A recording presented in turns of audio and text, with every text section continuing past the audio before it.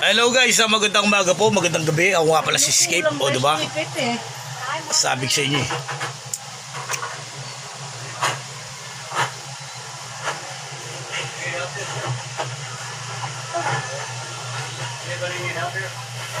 Ano pag-usapan natin guys?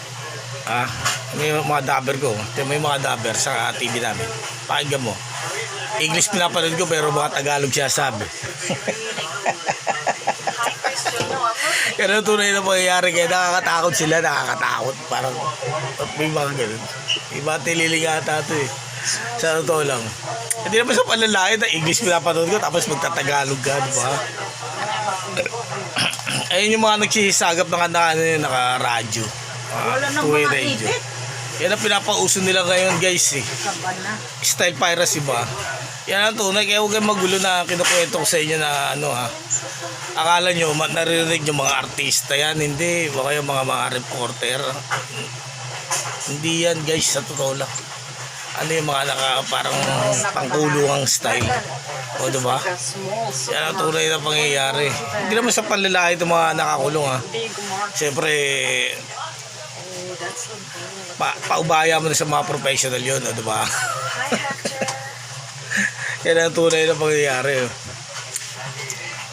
Inaano ko lang yung mga dabber. Yung mga dabber na yan, parang ano yan, napauso nila yan. Hindi naman na, mani ah. Paborito kasi guys mani eh. Mahilig kasi ako sa mani.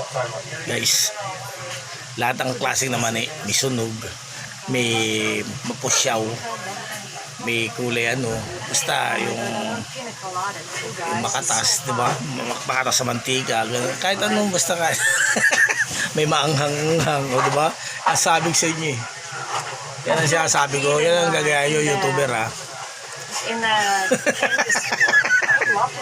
Diba kapag nag-vlog pasok sa balde, diba? Siya sabi ko. O sige na, maglalaba pa ako guys eh. Maglalaba ako ngayon YouTube. Kaya pinapaalam ko sa buong Amerika sa mga kababayan kong mga nandyan, o diba? Tsaka yung mga black and white. Maglalaba po ako, maglalaba ng damit. O diba? Nutosan ako ng mahal kong nanay. O diba? Kasi may washing machine kami pero hindi ako sanay gumamit ng washing machine. Kasi ang daming pinipindot eh. O diba? O sige na, Salvisa baby, are you there? Hoy Oreo!